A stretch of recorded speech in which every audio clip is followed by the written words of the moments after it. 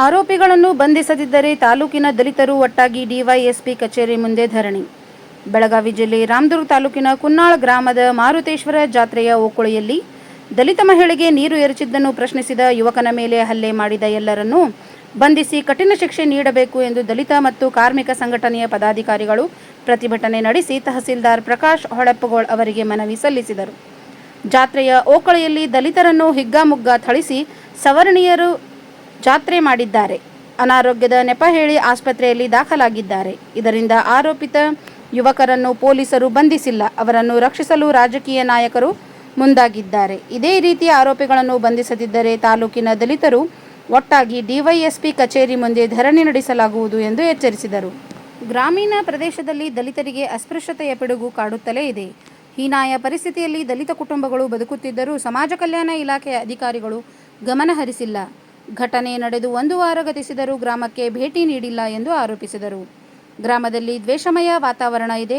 ತಾಲೂಕಾ ಮಟ್ಟದ ಅಧಿಕಾರಿಗಳು ಗ್ರಾಮದಲ್ಲಿ ಎಲ್ಲ ಸಮಾಜದವರನ್ನು ಸೇರಿ ಶಾಂತಿ ಸಭೆ ನಡೆಸಿ ನೆಮ್ಮದಿ ಮಾಡಲು ಯತ್ನಿಸಬೇಕು ಎಂದು ಒತ್ತಾಯಿಸಿದರು. ದಲಿತ ಮುಖಂಡರಾದ BR ದೊಡ್ಮನಿ, ವಸಂತ್ ಮಾದರ್, ಕೃಷ್ಣ ಹಾದಿಮನಿ, JM ಜೈನೇಖಾನ್, ರಾಜಶೇಖರ್ ಶಲವಡಿ, ಮೊಹಮ್ಮದ್ ಶಫಿ ಬೆನ್ನಿ, ಗೋಪಾಲ್ ಮಾದರ್, ಯಲ್ಲಪ್ಪ ಮಾದರ್, ಧರ್ಮಣ್ಣ ಮಾದರ್ ಮತ್ತು ಮ್ಯಾಗೇರಿ ಉಪಸ್ಥಿತರಿದ್ದರು. ಆದ್ರೆ ಈ ಜಾತ್ರೆ ನಡೆಯುವಾಗ ಪರಿಶಿಷ್ಟ ಜಾತಿಯ ಹೆಣ್ಮಕ್ಳಾಗ್ಲಿ ಗಂಡ್ಮಕ್ಳಾಗ್ಲಿ ಅವ್ರು ಯಾಕೆ ಬರಬೇಕು ಹೋಗ್ಲಿ ಪ್ರಶ್ನೆ. ಈ ಒಂದು ಅನಿಷ್ಟ ಪದ್ಧತಿಯ ವಿರುದ್ಧ ಸ್ವತಂತ್ರ ಚಳವಳಿಯ ಪೂರ್ವದಲ್ಲಿ ಆಗಲಿ ಸ್ವತಂತ್ರ ನಂತರದಲ್ಲಿ ಆಗಲಿ ದೊಡ್ಡ ಪ್ರಮಾಣದಲ್ಲಿ ಚಳವಳಿಯಾಗಿ ಈ ಅನಿಷ್ಟ ಪದ್ಧತಿ ಹೋಗ್ಬೇಕು ಅಂತ ಹೇಳಿ ನಾವು ಇಲ್ಲೇ ರಾಮದುರ್ಗ ನೋಡಿದ್ವಿ. ವೆಂಕಟೇಶ್ವರ ಗುಡಿ ಜಾತ್ರೆ ಯಾರು ಮರಗಿಸಿ ಹೋಗ್ಲಿ ಹಾಕಿತ್ತು. ಒಂದು ಹೊಂಡ ಇತ್ತು, ಹೊಂಡ ಅಲ್ಲಿ ನೀರು ಹಾಕಿದ್ರೆ ಅದು ಮೊನ್ನೆ ನೀರು ಎಲ್ಲ ಇರ್ತಿತ್ತು. ಆ ಹೊಲಸು ನೀರಿನ ಬಜ್ಜಿ ಅವ್ರಿಗೆ ಬಡಿಯುವಂಥದ್ದು ಬಡಿತಿದ್ರು ಅವ್ರಿಗೆ. ಇದು ಎಂತ ಪದ್ಧತಿ ಇದು ಅಮಾನವೀಯ ಪದ್ಧತಿ. ಮಾನವ ನಾಚಿಕೆ ತರುವಂತ ಒಂದು ಪದ್ಧತಿ ಇದು. ಈ ಪದ್ಧತಿ ಹೋಗ್ಬೇಕು ಅಂತೇಳಿ ನಮ್ಮ ಸಂವಿಧಾನ ಶಿಲ್ಪಿ ಡಾಕ್ಟರ್ ಬಾಬಾ ಸಾಹೇಬ್ ಅಂಬೇಡ್ಕರ್ ಅವರು ಹೇಳಿದ್ರು ಈ ರೀತಿಯ ಆಚರಣೆಗಳು ಸರಿಯಲ್ಲ ಅಂತ ಹೇಳಿ.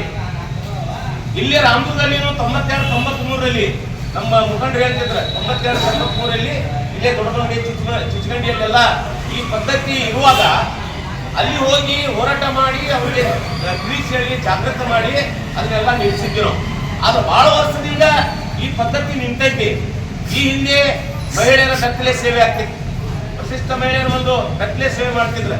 ಭಾರಿ ಅವಮಾನಕರವಾದಂತ ಒಂದು ಸಂಗತಿ ಇದು. ಅದರ ವಿರುದ್ಧ ದೊಡ್ಡ ಪ್ರಮಾಣದಲ್ಲಿ ಹೋರಾಟ ಆಗಿ ಅದನ್ನು ನಿಲ್ಲಿಸಿದ್ರು. ಕಾಯ್ದೆ ಕಾನೂನುಗಳು ಬಂದು ಅದೇ ರೀತಿಯಲ್ಲಿ ಈ ಓಪಿ ಪದ್ಧತಿನೂ ಸರಿಯಾದ ಪದ್ಧತಿ ಅಲ್ಲ ಅಂತೇಳಿ ಆದೇಶಗಳದ ಅದು ನಿಂತರೂ ಸಹ ಕೆಲವೊಂದು ಕಡೆಗಳಲ್ಲಿ ನಮ್ಮ ಮುಖಂಡ ಹೇಳಿದ ಪ್ರಕಾರ ಮತ್ತೆ ಓಪಿ ಪದ್ಧತಿಯನ್ನು ಇಟ್ಕೊಂಡ ಕೆಲಸ ಈ ದಲಿತರ ಮೇಲೆ ಮಾಡುವಂತ ದೌರ್ಜನ್ಯ. ಈಗ ದಲಿತರು ಭಾರಿ ಶಾಲೆಯಾದ ಶಿಕ್ಷಣವನ್ನು ಪಡೆದ ಕೆಲಸ ಬಹಳ ಮುಂದೆ ಅಂತಲ್ಲ.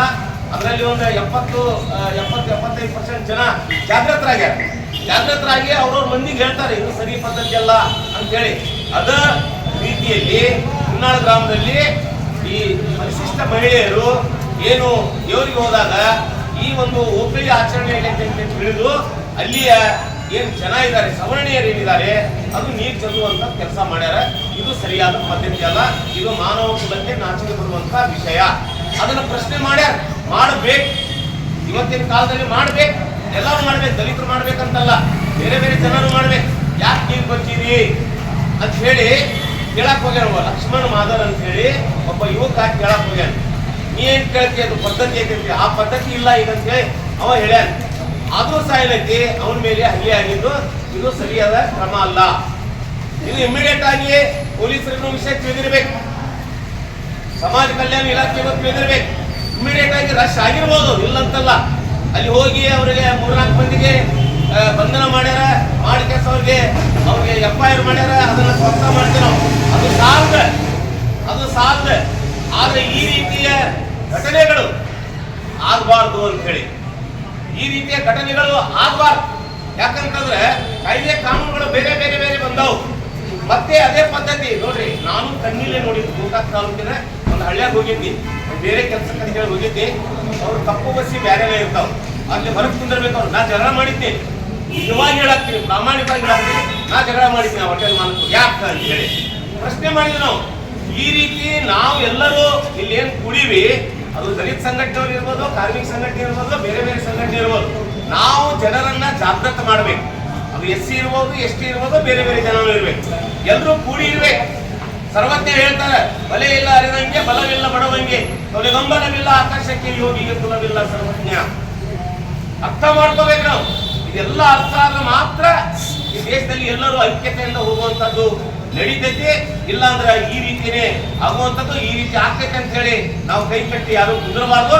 ಇದನ್ನು ಹೋಗಲಾಡಿಸ್ಲಿಕ್ಕೆ ನಾವು ಏನ್ ಮಾಡ್ಬೇಕು, ಈ ಅನಿಷ್ಟ ಪದ್ಧತಿ ಹೋಗ್ಬೇಕಾದ್ರೆ ಏನ್ ಮಾಡ್ಬೇಕು, ಎಲ್ಲರೂ ಅಂತಂದ್ರಂತೆ ಬಾಳ್ಬೇಕಂತಂದ್ರೆ ಏನ್ ಮಾಡ್ಬೇಕು ಅನ್ನುವಂಥದ್ದು ನಾವೆಲ್ಲರೂ ಕೂಡಿ ಚರ್ಚೆ ಮಾಡಿ ಅದನ್ನು ಒಂದು ಹಾದಿಗೆ ತರುವಂತ ಕೆಲಸ ಮಾಡ್ಬೇಕು ಅನ್ನುವಂಥದ್ದು ನಾನು ಹೇಳಿಕ್ಕೆ ಇಚ್ಛೆ ಪಡ್ತೀನಿ.